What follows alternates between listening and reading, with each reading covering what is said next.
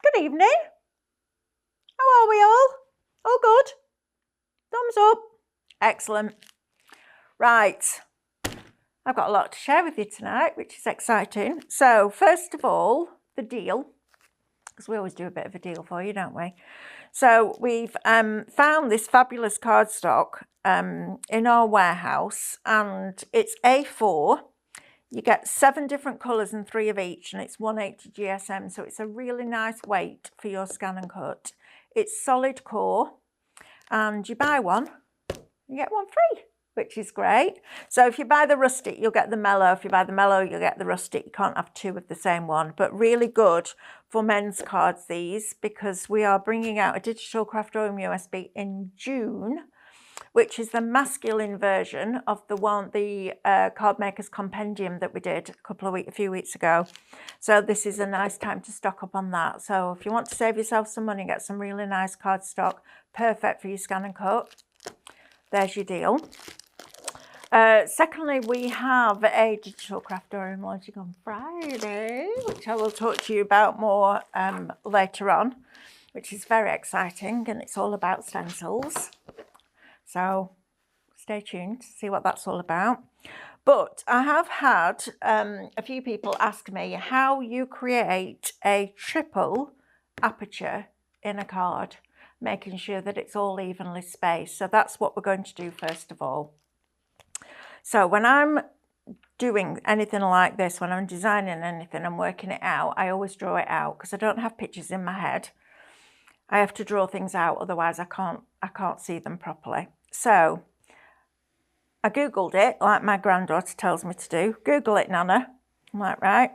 So I Googled the size of a DL card. You'd think, having been in the industry for over 30 years, I'd know, wouldn't you? But I don't make many DL cards. In fact, I very rarely make cards that are a standard size because I'm not good at rules.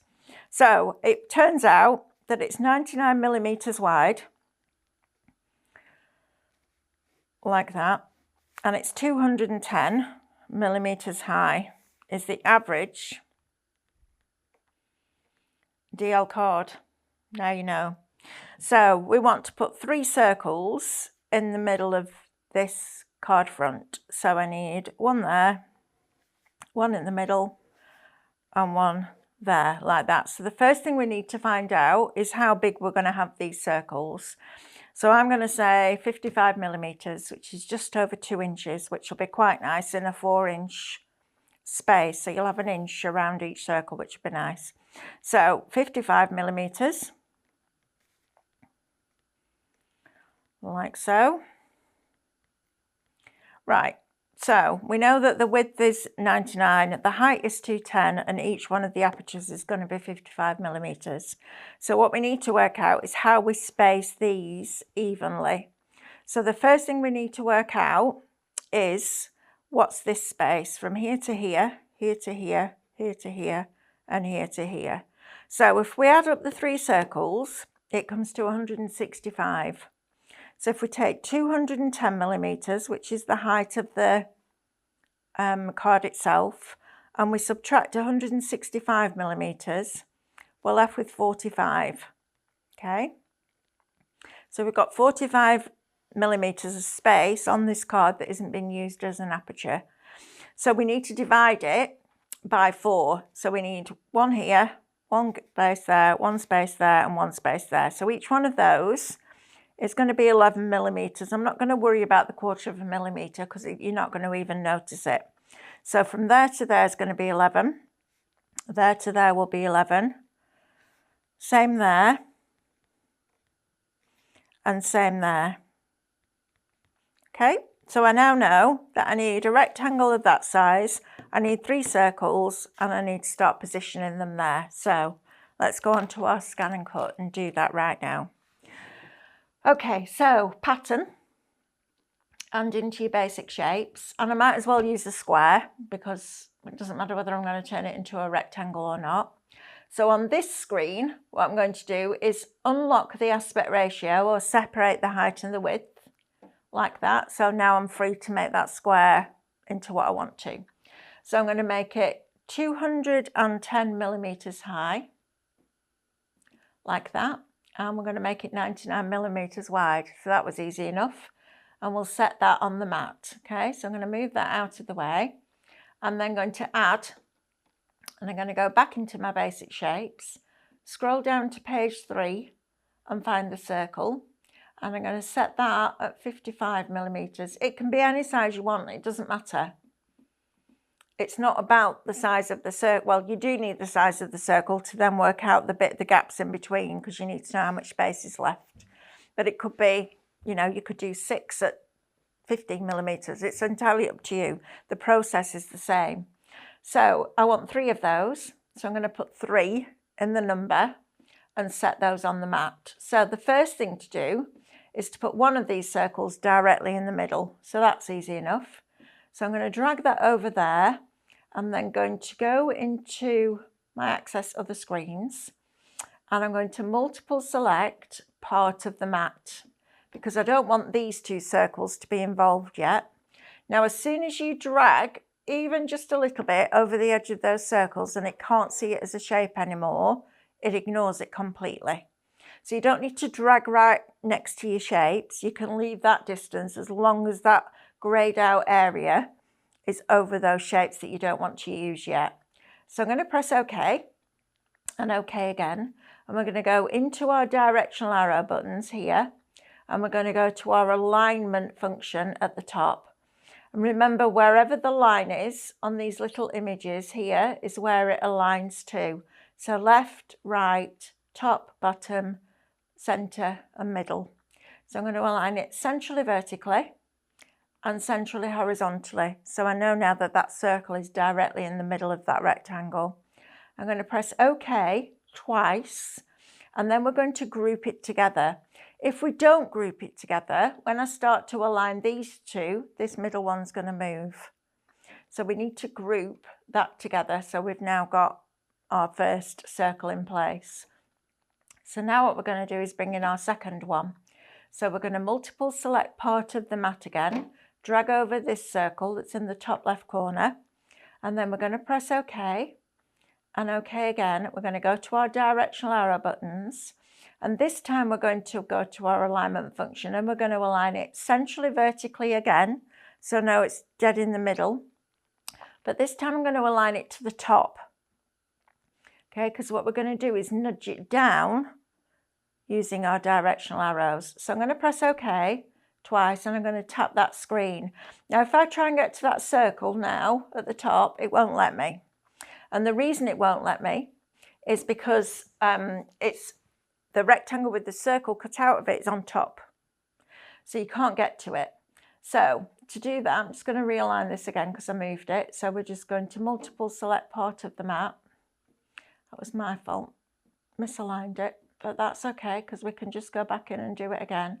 Center and the top. Okay, so let's tap that screen.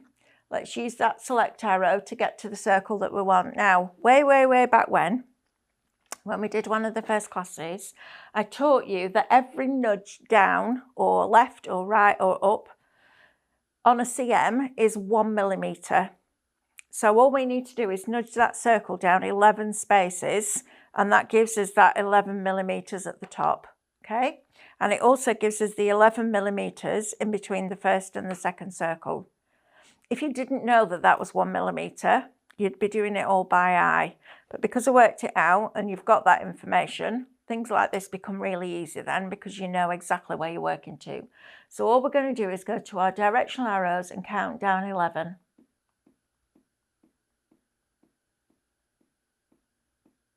There we go. And now we're going to group that together. So we're going to multiple select part of the mat, drag over that circle again, press OK, and then group it. And sometimes when you're working on a mat that's got a grid on it like this, it looks like the difference in between them is different. It's because of where the horizontal lines go through your shapes. But just trust that this, maths, can't be wrong. And I know that that's 1 millimeter each. Right, so now what we need to do is do the next one. So this time we're going to multiple select everything that's on the mat and press OK. We're going to go back to our directional arrow buttons and back to our alignment, and we're going to align it centrally vertically and to the bottom. Okay, so we're going to press OK twice, tap the screen to release the shapes, use your select arrows to access that circle and nudge it up 11 spaces.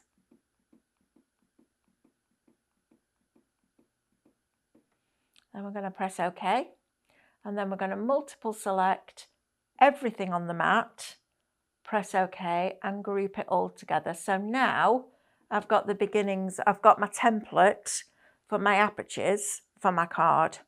So what we now need to do is make our card base. So you've got 210 high, that's going to say exactly the same. What we need to do is double the width. So we need it to be 198 millimeters wide by 210 millimeters high. Okay, so we're going to press OK, and we're going to add, and we're going to go back into our square, and we're going to unlock the height and the width, and we're going to make it 210 high by 198.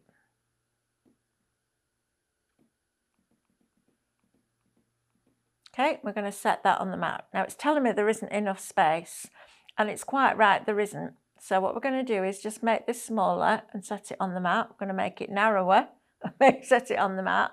And that's because it can't fit it all in here, but we're going to make it fit. So what the ScanNCut does is it knows the parameters that it's working with. If you keep adding shapes and it can't fit them in so that they're all separate like that, it'll tell you it can't fit it. But once you've put them onto the mat, you can resize them. So you can make it work. If it gives you that message, just make the shape smaller, set it on the mat, and then make it bigger. Because it could be that this is positioned in a certain area. So if I'd put that there and then try to add another square in, it actually can't fit it around the available space. So just trust that it's right, because it normally is. It's used, and I'm sitting there going, no, it doesn't, that's ridiculous. Of course it fits, and then actually it doesn't. So I'm going to resize it here now. So we want to separate the height and the width again. We want this to be 210. And we want it to be 198 wide. And I keep having to remember that with a CM machine, when it hits the side, you've got to move it along. It's getting used to working between the two of them. Right, so now we've got our square there. Now it knows that was very, very, very slightly overlapped, but it knew that it wouldn't fit. So how do we put these circles in the middle of that square? Because what we've done, let me get my words right, is we've created our rectangle here with our 3 circles in. So we've got our template. What we need to do now is position that inside a bigger square, which then becomes our card blank. Okay, so we do this bit first, because if you've got the bigger card blank and you've got your 3 circles and you ask it to align it centrally, it's going to put them in the middle of the whole card blank. You could do it that you could bring it to, so you could align this one to the right there, you could align that one to the top and the right, and then work in and down. But it's much easier to kid it into thinking that you're just working in that small space. That's how I find it works better. Plus, this rectangle with these circles in has also given you your score line. So what we need to do is multiple select everything that's on the mat and press OK. Go to our directional arrows and up to our alignment function, and we're going to align it to the top, which it already is, and to the right. And what that does is put that directly in the, so this is the front of your card, this is the back of your card, and you've now got your apertures in exactly the right place. Now, if I was making this card now, I would drop my blade right down to just over 0 and drop my pressure down to about -2 and do that score line. So I would ask it to cut all of it with that very low blade setting, because all I want is that score line down the middle. But instead of deleting that off, then bringing in a straight line, because there isn't a perforation line on some of the CMs, or going into Canvas and making one, you might as well use that line to score your card, because everything else is going to work. So once you've scored that, you'll have your card base with your score line down the centre, and you'll also have your 3 circles scored. And you don't need them scored, you need them cut through properly. So once you've scored it, you then take your settings back up, you press OK and you tap the screen. Press OK again and move the select arrows until you come to that rectangle with your apertures in. Ungroup it, tap the screen. It's moved to the next, because remember we grouped the middle one first, then we grouped the top one, then we grouped the bottom one. So we have to ungroup each layer. So we then ungroup that one and tap the screen, and then ungroup that one and tap the screen to release the shapes. Now, if you want to check that you've done them all, use your select arrows and just notice whether the group symbol comes up. And if it doesn't, it means you've ungrouped everything. That's how I do it. And now you would use your select arrows to get to that rectangle, put that in the bin, and now you've got your apertures in the perfect place in your card. So then you've lost that score line down the middle, so you can increase your blade depth and your pressure and go back in and cut that. And you'll have that really fine score line down the middle, and then this will go exactly where the score cut, where it did that really low cut, and it will cut it through properly then, and you'll end up with a perfect aperture card with a line down the middle. So that's something for you to practice. And you might want to do a circle that's both those circles are the same, and you want a smaller one in the middle. It's all about working out the distances between the circles. It's all about working out this bit here. And you can't work out that bit there until you know what that is. So you decide what size you want, and they could all be different sizes. It doesn't matter. You need to know this distance in between there like that. And that's how you create your triple aperture, which is super exciting. Right, the next thing I want to teach you tonight is how to make a stencil in Canvas Workspace, because this is super cool. And it's all about using the basic shapes again, which I love. And, you know, I remember when we lived in the house in Peterborough during lockdown. I do actually really miss that house, I have to say. We had some really good fun times there, even though it wasn't a nice time and I was away from my family a lot. I got quite, yeah, I'm a person that could live on my own for the rest of my life and be very happy. I love my family to bits, but I'm quite happy being on my own. And I was messing about on Canvas Workspace, making all these different stencils, and David came back to the house. He'd been on air until late, and he walked in and said, all I could hear was you squealing. And he's like, what are you doing? He's like, I've just designed about 12 different stencils. He's like, are you kidding? I'm like, no. And I'm just sat on my laptop. We didn't have a television there at the house. We just watched whatever we watched on our tablets. But yeah, I was sat there playing around. So I'm going to teach you a little bit of it now. Right, so let's bring on some basic shapes. So let's bring on a scallop square, a circle, and a heart. Okay, so I've got 3 shapes. So all those are 3 separate shapes. So the first thing I want to do is just resize them a little bit because they're a bit big. So I'm going to click onto this one first. You can go into properties up here and you can change the size here. If you want to be really specific, you can be. But for this, I just tend to do it by eye really. So I'm going to drag this centre bit here and I'm going to make it about that big there. That'll do. Let's make it a bit bigger, then you can see it clearer. Then let's bring the circle in and let's make that a similar size. And I'm just doing this by eye at this moment in time. I'm not worrying about the size yet. And then I'm going to heart. And the great thing about working in Canvas, especially on the web app version, so I've had a couple of people contact me today to say they're trying to download the version that I use and it keeps giving them the other version. If you search Canvas Workspace web app, it will come up with this version.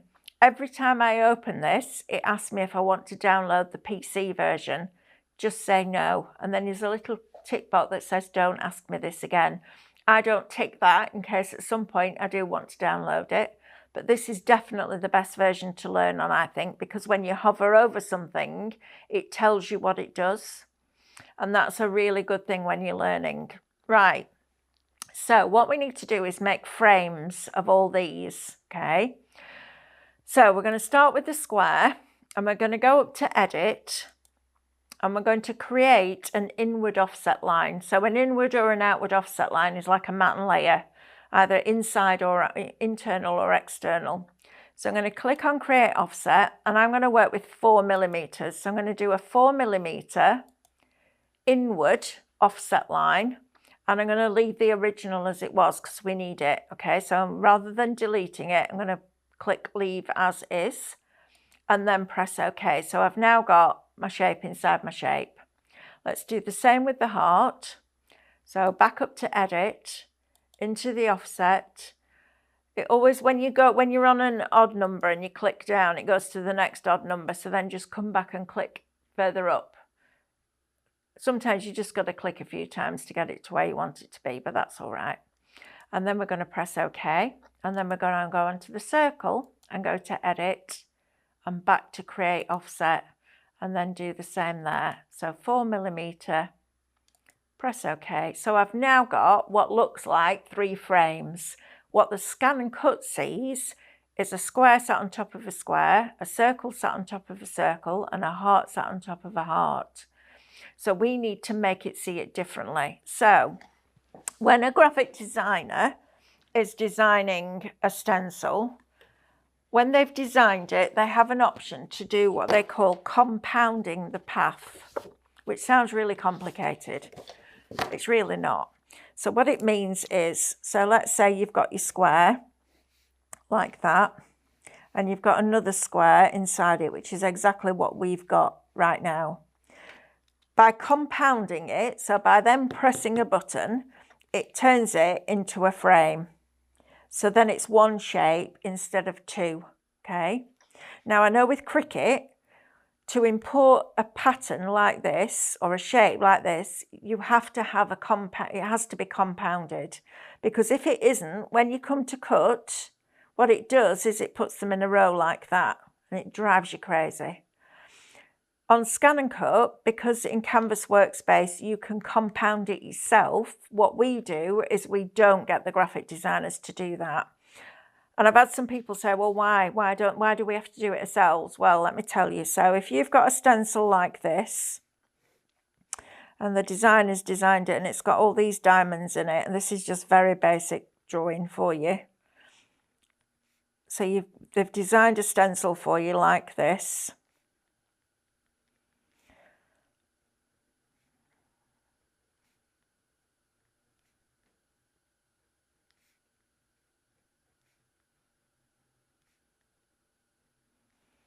Right, so you've got a pattern like this.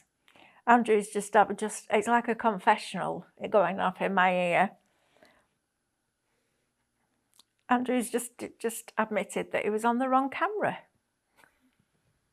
Go figure. Go figure. Right, so this was the first bit that I drew that you didn't see, the square inside the square. This is now, so if this was compounded, it would be one shape. And when you took it into Canvas Workspace, it doesn't ungroup then because it's one piece. But what if you just wanted to get to the pattern?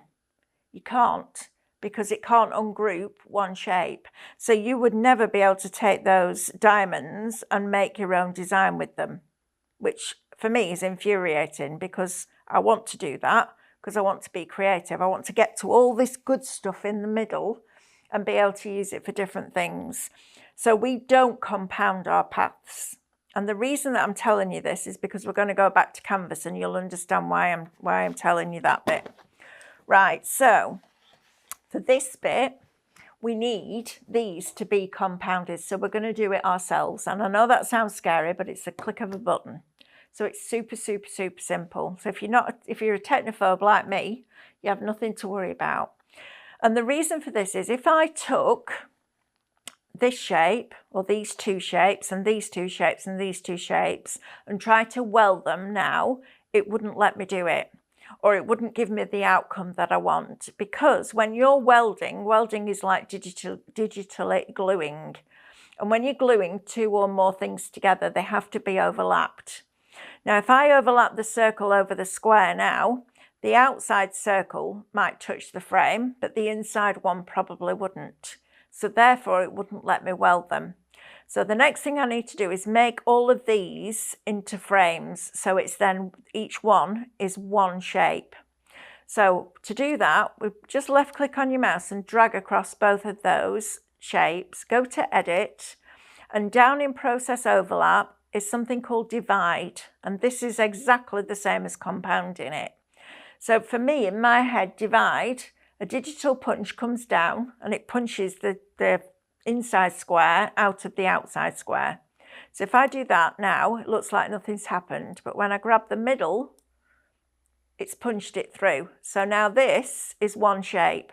So you can see, even if I drag across it, there's only one select box because now it sees it as a frame. And this is the great thing about Canvas Workspace. That one button opens up a whole world of creativity. Then I'm going to drag the circle. So you can see right now there's two shapes. I'm going to go to edit and divide again. And I'm going to move that circle out to the middle. So now when I drag across that, it's just one piece. And then I'm going to drag across the two hearts, go to edit, and go to process overlap and divide. And now it's done the same with that heart. So I've now got 3 frames. So now I can weld these 3 because they're individual shapes. This is where it starts to get really exciting, and you never know what you're going to get until you get to the end, which is fabulous. And there is always an undo button. That's why I love Canvas. That's why I love Minecraft Studio now, because there's always an undo button. And let me tell you, I use that undo button a lot. Right, so let's bring this square on here and let's get this circle. Now all I'm going to do is just lay it down roughly, centrally. And I want to make that a little bit smaller. So I'm just going to go to the bottom right little dot there. And I'm going to drag this into here like so. And now I'm just going to align it. So I'm going to left click and drag across both shapes. Go to edit at the top. Go to your alignment box and align it centrally vertically. Go to edit and align it centrally horizontally. And then I'm going to click off it. So I can see now, I might want to make that just a little bit smaller. So I'm going to click on my circle again, and I'm just going to drag it in slightly. You can be more precise, but just be warned, this is seriously addictive, okay? So I'm going to position this, might make it a little bit smaller still, like that. I kind of want the outside of the circle touching the frame, but not that inner one. I want it to be slightly in. Okay, I think we're all right about there. Right. So now I'm going to bring the heart into play. So I'm not doing anything else yet. I'm just going to position this over here. And I can see that I need to make that quite a bit smaller. And it can be any of your shapes. It doesn't matter which ones you choose. You choose which ones you want for your project. But now you've got this fabulous tool that's creating tools, because this is now creating your own cutting file just from basic shapes, which is super cool. Right, so I'm going to drag a box around all of those now. And go to edit and align again, centrally vertically. Go to edit and centrally horizontally. So now I can have a look, click off it, and I'm just going to drop that heart down a little bit further. So I'm just selecting the heart and using the arrows on my keyboard just to nudge it down. Right, let's see what we've got now. So I'm going to drag a box around all of it, go to edit and weld it. Now, because we divided them, any point of any of those 3 shapes can overlap and it will work, okay? So I'm not worrying about whether it will weld or not. And now I've got my shape. So I've now got my pattern here. Okay, so I've now got that. So that's going to be the beginning of my stencil. So to do this, I'm going to duplicate this. So I'm going to go to edit and duplicate it. And I'm going to bring one of them up here. Now at this point, you could send it back to your ScanNCut and do this on your ScanNCut if you feel more comfortable doing that. But I'm all right doing it like this. So I'm just going to get it. I'm going to zoom in for you, then you can see. So I'm going to get it so that they're just touching. And this is just going to be my guide right the way through what I'm doing. So you can see now they're just touching there. I'm then going to click on the one on the left, I'm going to move it across. 1, 2, 3, 4, 5, 6, 7. Let's do 7. Okay, 7 spaces. And then I'm going to drag across here. I'm going to go to edit and I'm going to align them all to the bottom so I know that they're in a straight line. And then while they're both selected, I'm going to weld these together. So now I've got a double one. So now I'm going to click on that, go to edit and duplicate that, and bring this one to the side like so. And then just line it up so they're just touching like they were before.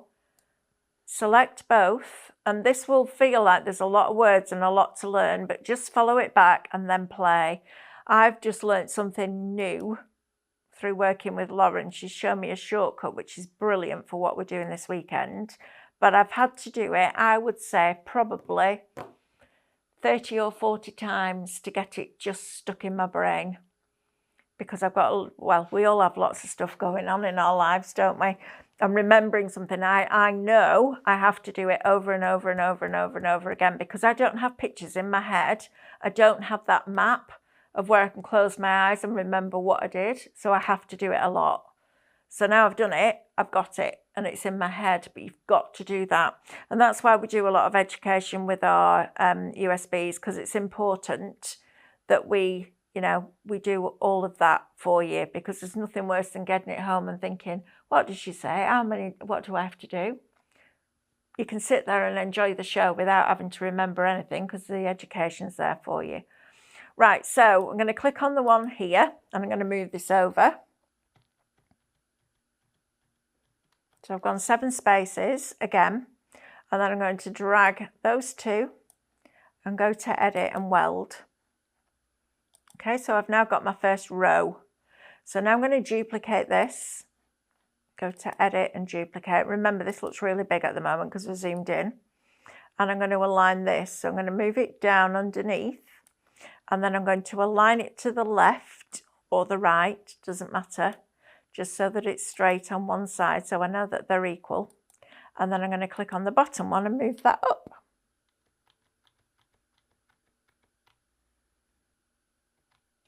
And do one more there because I think it was a little bit lower down. Then I'm going to drag that, go to edit and weld. And then I can duplicate that. So rather than doing all individuals and getting really stressed out about it, do 2, weld them and duplicate it to get 4, then do to get 8 and then do it again.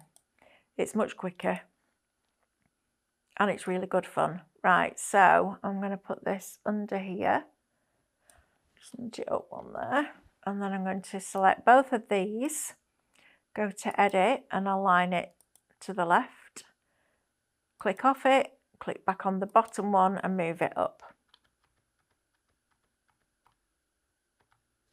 And then drag across both, go up to edit and weld it. Give it a minute because it's got this bar going across the top. If this bar's going across the top, it's still thinking about it. And then I'm just going to zoom out so that you can see. So now we've got this. And this is now a cutting file. So if you cut that out of card, it would come out of your cardstock. And it's like buying a really complicated die. And that would probably, at that size, that would probably cost you, upwards of £60, definitely, because that's a lot of metal. Whereas we can now take it up and down in size. Now, the other thing that we can do is to make it into an actual stencil that stays in your Mylar. And I'll talk to you about Mylar in a minute. We're going to do something else now. So we're going to, actually, I'm going to just show you this because this is super cool too. See, this is when I get distracted. If you wanted to put an aperture in the middle of there, you can do. So you're going to grab both of those and go to edit and align it centrally vertically and centrally horizontally. And then you can weld that to the middle. So it won't be an aperture, but it'll be a place where you could put a sentiment. you can then weld that because it's been divided. Now look what it's done there. It's given you that lovely pattern around the inside of there. Now you imagine buying that as a die and what that's going to cost you, and you've just made it from basic shapes. That's why I love canvas. That's why I get so passionate about the ScanNCut, because once you think you've reached the end of the machine, you go into canvas and it all starts, or the learning journey all starts again, which is super exciting. So you've then got that lovely frame, which I think is brilliant. And then just undo it. And we can move that out of the way. In fact, we're going to use that now to create the stencil itself. So we've created the cutting file. What we need to do now is make it cut in to a bigger piece. Because when you're stenciling, you just want the inside detail. You want it to be able to cut into your Mylar or your piece of card, depending on what you're cutting your stencil out of. So I'm going to put a square around it because I need to divide this detail and punch it out of this square, okay? So if I go to edit now and divide it, oh, hello, undo that. Let's do that again. So I'm going to bring that over here. I'm just going to divide this again just in case, because I've added something to it. So I added the square, which changed it. So it might need dividing again. So if I go into edit and divide, we'll see if it does. Nope, don't need that. So I'm going to bring my square in here. Let's see what that's done. Let's do this again. So let's put that in there, select both. Go to edit and divide. There we go, it's thinking about it. Right, so now, if I move the square, I've got the square with that outside edge sat in there, but it doesn't look like anything's happened to this until you left click and you drag your cutting file out of the way. So that's your original, that stayed exactly as it is. But now what you've got is you've got this, but without an outside edge. So when you cut this now, it's going to cut into your card. So this is like having two dies now. One that cuts in with no outside cutting edge, and then your foundation die that cuts it out. But you've got this now in all those different sizes. So now you've got your stencil bit here that you can cut. You've got your cutting file, and you've even got a frame if you want to put it back in situ, which I think is super, super cool. So that's how you create a stencil in Canvas. But also what we've got is all these individual pieces here. So we've got this piece here that looks a bit like a crown. So if I take that out and I rotate that so that it's vertical, I can start playing around with that bit now. You've got all these different shapes suddenly appear. You've got this piece here that could give you something else. You could create another stencil out of that. It just keeps giving and giving and giving. And if you just think, well, actually, what I want is that, and I want to put it all back together again, you can do. Or you might want to get rid of one or two of the hearts and just have it so that it gives the impression of a heart without that actual heart cutting out. You can go through and you can make that happen. And it's literally at the touch of a button that you can do that. And I love that. And something that Lauren taught me is if you press shift and then click 1, 2, 3, 4, 5, 6, 7, 8, 9, 10, 11, you can delete all those off in one go. I was like, you can do what? Well, first I panicked because she was like, right, you need to press shift. And I was like, I don't do this, Lauren. This is not this. I actually felt quite anxious while she was telling. And all it was pressing a button. How ridiculous is that? But because I'm not used to computers, and if it goes wrong, I don't know how to put it right. I was like, oh, no, you can't tell me that. But actually, it's brilliant. And when I come to show you what we're launching on Friday, it just makes it so fabulous. So you can keep going and going and going and playing around with all these different individual pieces. But that's how you create a stencil. So that's super, super, super cool. And I love the fact that we can do that ourselves. So now the tool that you bought, your ScanNCut, is now creating tools. And Canvas Workspace, I know I was adamant that I was never going to do it. It just was never going to happen. I didn't want to know, thought it was too complicated. Actually, it's as good, if not better, than the ScanNCut for me, because this enables me to go, oh, I just need a stencil that'll work with this. And I can make one. I don't have to go out searching for a file. You can do it yourself. So have a play around with that and see what you can come up with before the next lesson. And then we can share our ideas, which will be really cool. Now, just so that you know, this, once it's been divided, will all be individual pieces. So if you want to group it again, you just drag across, go to edit and group, and you can now move that around. So you've got one that cuts in, one that cuts out, etc., etc. So you've got your ability to be able to do that. So let's get rid of all that and put that in the bin. Right, there's something I want to share with you that we're launching on Friday, and it has a little bit of a story to it because it all began during lockdown. And I don't know whether you remember, but before I joined Highlight Crafts, when I was still working at iHub, I used to do signature collections every now and again. And Stephanie said to me, right, what's your next signature collection? And I had this, I'd been to Cadence, so I'd learnt about structure paste, and I loved the idea of being able to have a stencil and paste through it and then lift it off and create dimension. So I came up with an idea, and I don't know whether it had done before, but I couldn't find it anywhere when I searched, but I'm sure somebody somewhere. There's not very many things that are new in the craft industry.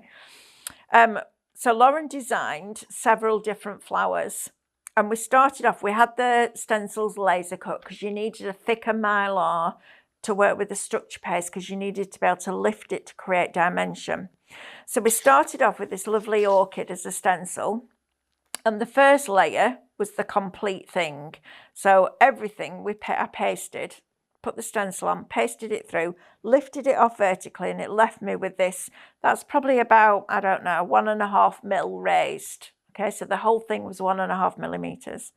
Then I let it dry. Should have seen the kitchen. There were hundreds of canvases all drying. So then you let it dry. You took the same stencil again and you put it back over the paste. And the top of the stencil hit the top of the paste. Then you took the next stencil, and the next stencil was the orchid, but without that, and that. Okay, so it had these centers and the petals here. So you put the second stencil back on and you pasted that, and then you lifted it off and you let it dry, and then you went in with your third stencil, and that gave you depth and dimension. So if I lift this way, you'll be able to see that it's quite thick there. It's got quite a lot of paste there. It's quite thick. If I turn it around the other side, this is quite shallow here. So it was kind of the beginning of layering stencils, if you like, but I'd done them with paste rather than doing them with ink. So then I got to thinking, I had so many people say to me, can we do something with the layering stencils? Can we make it work with ScanNCut? And I had to think about it for a little while and make sure that it worked. But then I came back to this and thought, you know what, we can make it work. So we've got a digital Craftorium USB launching on Friday. There's a sneak peek at 2 p.m. on Craft Extra, but the main launch is at 8 p.m. It's a weekender. So I went to Lauren and I said, right, this is what we need to do. We need to do 6 foliage compositions, okay? And then we need to do 6 floral compositions. So she said, right, so we came up with, so this is the foliage, okay? So you've got the complete foliage. So we imagine that this bit isn't here. All these leaves are complete. Okay, so you've got a whole circle, if you like, of foliage. Then you can take any flower and put it in any foliage. So instead of just this shape being the roses, and another one being the peony, and another one being the gerber, and another one being the sunflower, and you have 6 options, we've worked it so you've got 6 floral compositions and 6 foliage compositions, and you can put any flower with any foliage, which is super cool. So let me show you what that means. So we've got our Gerbera daisy. So when you open up your USB, it will say Gerbera daisy, and the Gerbera daisy folder will have this foliage and this flower in it and other stuff that goes along with it. Then you'll open the one that says sunflower, and you'll have this composition, so the corner composition and the sunflower there in the stencil. Then you'll have the roses one, so a different foliage with the roses in. Then you'll have the peonies, where you've got 2 separate borders, and you'll have the border of just the foliage and then the flowers. Then you've got almost like this oval wreath, where you've got the foliage that will come all the way around here, and then you've got your lily. And then you'll have a circle wreath with the hydrangea in it. So we did 6 flowers, 6 compositions. And I thought, right, that'll be good, because cutting your own 6 sets of layering stencils is pretty good on a USB, because you can resize them and do all those things.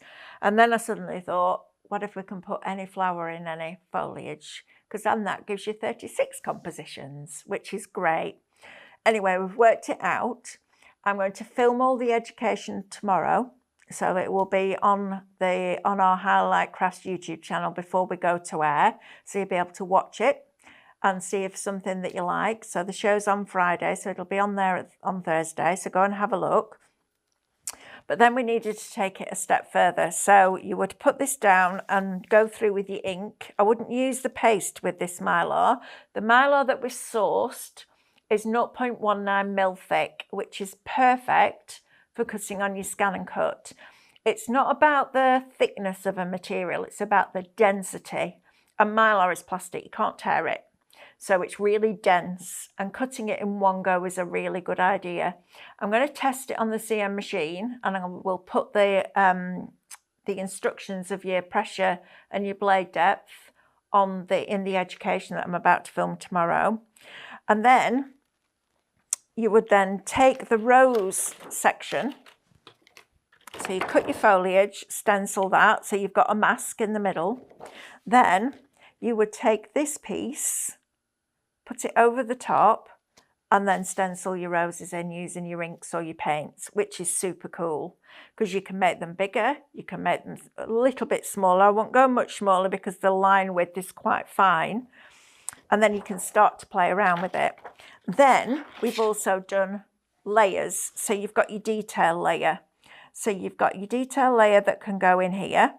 Really, really easy to line up. So if you look at this foliage here, you can see what I've done at the top here. I've written roses detail original size, and I've got the foliage, and I've just put an arrow facing up.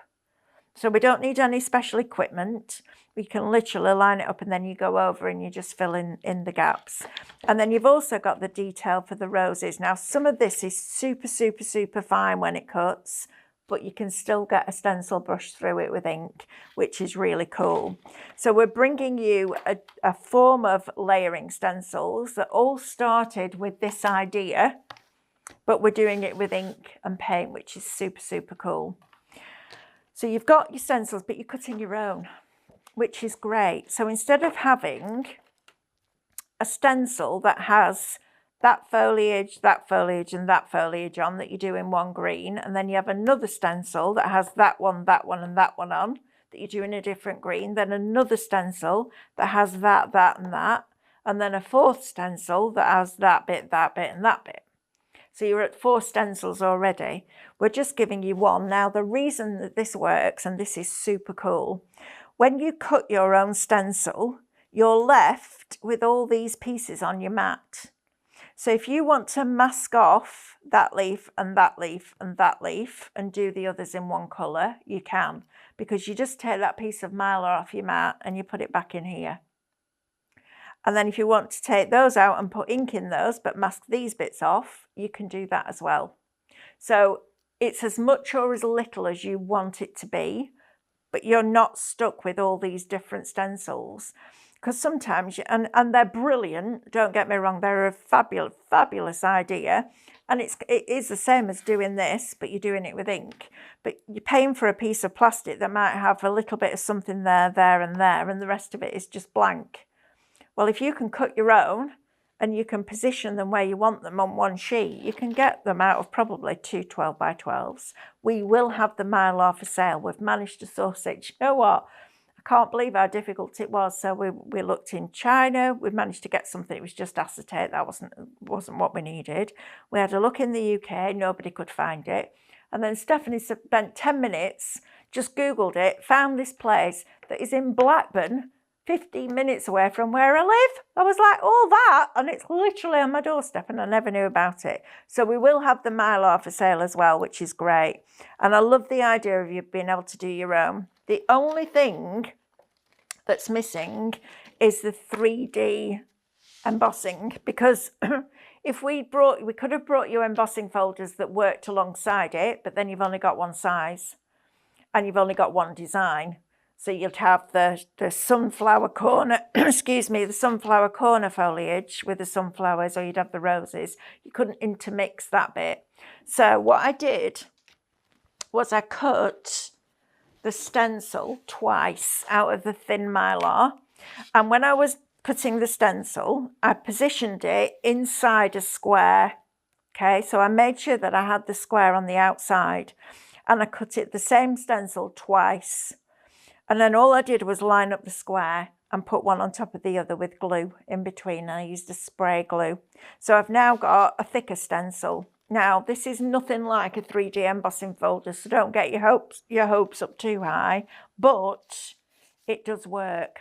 So if I bring in the roses one, which is the one that I left over here, you can see now I've done this on white, but you can see how you've got this embossed finish. This is probably as good as a regular embossing folder, I would say. A 3D one's more difficult because it's built up in different layers. But it means that you can still get that texture if you want it. But if you wake up one morning, you're like, well, I like that rose foliage, but I want a sunflower in there, you can do it because you're cutting your own stencils. So that launches on Friday at 8 p.m. And then I'm on Saturday at 12 and 4 and Sunday at 1 and 5. All the education will be filmed for you. I think the USB is $39.99 for club members. And you're getting the options of having 36 different combinations. So it's about £1 each. And yes, you've got to pay for your Mylar. But you know what? You're not going to end up with 10 or 11 stencils. You'll probably end up with 2 or 3 maximum. So it's a really great way of having that look, but still being able to be in control of that creativity and have that flow with that. And then just to finish it all off, we separated it all out. So you will have this spray here. I go back to a picture because it's easier for you to see. You will have, so you'll have this bit just by itself, or this bit by itself, or this rose completed and by itself, this rose head by itself, this rose head by itself. So they've all been separated out. So if you wanted to create your own stencil that's got rose buds behind it and go through with a really light ink in the background, you can then start to create your backgrounds. Maybe you want to take the 3 of the roses and have them down a card. You can do that. And we don't just give you the stencil part, we give you the matte layer, the actual stencil and the detail. So you can start to build your own, and that's what's really exciting. So from this original concept of layering those stencils, we're now doing it on our ScanNCut, and we're doing it in the size that we want and with the combination that we want, which is super cool. Don't be scared of doing something new. Mylar is just like cutting a piece of card. I'll work it out for you. You need to make sure that your mat's nice and sticky when you're cutting plastic, because there's no fibres in it, so there's nothing for that mat to grip onto. So stencil glue is essential for retacking your mat. We will have a happy hour deal on the stencil spray from Cadence, because you're going to want to spray your stencils in place. It's the best stencil spray I've ever used. There's no string in it, doesn't leave any residue, it doesn't bead up and, oh, it's awful stuff. some of the other stuff is awful, but we'll have that as a happy hour in the first show. So tune in and see what you think, and then you can make your decision. But just because you're at the beginning of your ScanNCut journey doesn't mean you can't do what everybody else is doing. You just follow the education, just like you're doing on these classes. So you don't have to wait to catch up with everybody else. You can be doing this now, which is super, super cool. Carol's asked when it will be available on Highlight Crafts. So for us to be able to have a promotion like a new and exclusive, one-day special, weekender, we have to give Create and Craft exclusivity for a certain length of time. 7 days from when we launch, it will be available on our website. And I know that might be frustrating for some of you, but unfortunately, it's the way it is. It's, you know, if we want those promotions, and we do, as a business, we have to give them exclusivity for a certain amount of time, but 7 days isn't long to wait at all. And we will have stock, okay? So even if we sell out on air, we'll go to extended, we will have stock for our website, okay? So don't worry, you're never gonna miss out. We'll be able to get stock for you. So that's good as well. So yeah, 7 days from when we launch. That's it, I think, for tonight. I'll just go through that bundle with you again, that deal that we've got for you with that cardstock, because it's worth having in your stash. It's nice cardstock as well. It's a really nice quality, and I know we usually do 12 by 12, but this is A4. You're getting 42 sheets in total, but you're paying for 21, which is good. It's solid core. You put one in your basket, we'll put the other one in, and you'll get one free, which is fabulous. We are doing a men's version of the, I've got to try and remember all these names of stuff that's coming up, Card Maker's Compendium, the one that we did with all the lovely florals in, and the patterns in the background and the label shapes. We're doing a masculine version of that. This will be perfect for that, but also for your cool tones for Christmas. You've got reds and greens in here in deeper, darker colours and more muted tones, so it's a nice weight cardstock. And we'll do that until the 4th of June at midnight, and then the price will go back up again. So grab yours while we've got it. It is lovely, and I'm going to be using that a lot and during those USB shows. So thank you once again for joining me. I really appreciate that you give up an hour of your evening to come and spend it with me. Have a play around in Canvas. Can't wait to see what you make. And if you make something fabulous, will you cut it out and then you can show everybody next time, because everybody can see everybody else, I believe. So you'll be able to hold it up and show everybody what you've created. And if you don't, it doesn't matter. I won't come round and find you. But have a play, because it is good fun. All right, I will see you. Hopefully, if you can join me on Friday, I would really appreciate that. And I will see you next month. Take care, lots of love. Bye. If you want to see more from Highlight Crafts, make sure you click the like button. Subscribe by clicking the subscribe button below, and click the bell icon to receive notifications of all our future content. You can also click here to see our latest video, or click here to see more videos like this one.